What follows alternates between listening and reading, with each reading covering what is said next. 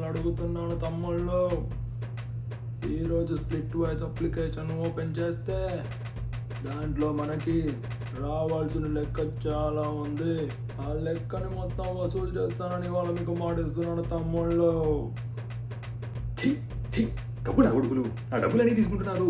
రే కబ్బు నా కొడక ఎడరా, ఎంతరా నువ్వు గుడ్లకి వేసిన డబ్బులు? $30 గుడ్డు తిన్నా కనబడుతున్నారా నేను నీకు? కబ్బు నా కొడక, యో నా డబ్బులు నాకు ఇవ్వలేదు అనుకో, ఇల్లు మొత్తం కబ్బులు ఎక్కుతాను. కబ్బు నా కొడక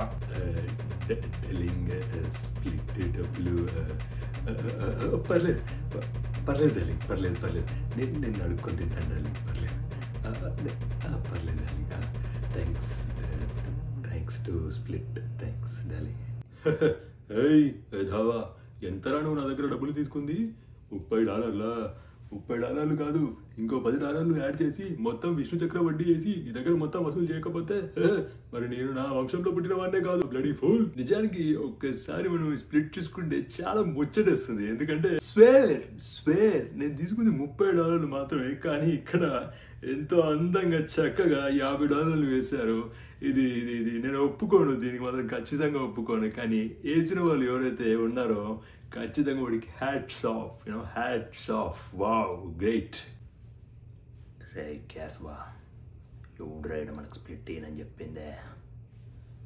నాకు ఇవ్వాల్సిన స్ప్లిట్లో ఒక్క సెంటు తక్కువైనా ఎట్ట గంగమ్మ తల్లి జాతరలో ఏట తలను నరికినట్టు రప్ప నరుకుతా ఒక్కొక్కడనే. మనం చూసుకుంటే నా గౌరవనీయులైన రూమ్మేట్స్ ఖచ్చితంగా ఎంత తీసుకున్నాను అంత ఇచ్చాను అంతే, తప్ప దాంట్లో ఛాన్స్ లేదు, మీకు అందులో ఎక్స్క్యూజ్ ఏం లేదు. ఓకేనా, అర్థమైందా? మీరు ఎంత తీసుకున్నారో అంత సెంట్ బై సెంట్ మీరు ఇచ్చేయాల్సిందే అంతే. ఎందుకంటే నేను తలుచుకుంటే నేను చాలా మాట్లాడగలను, నాకు రాక కాదు, నేను మాట్లాడలేక కాదు, అర్థమవుతుందా? ఇది మర్యాదపూర్వకమైన ఇల్లు కాబట్టి నేను ఇలా సైలెంట్గా ఉన్నాను, అర్థమవుతుందా? లేదు అంటే ఒక్కొక్కడికే తెలుసు కదా.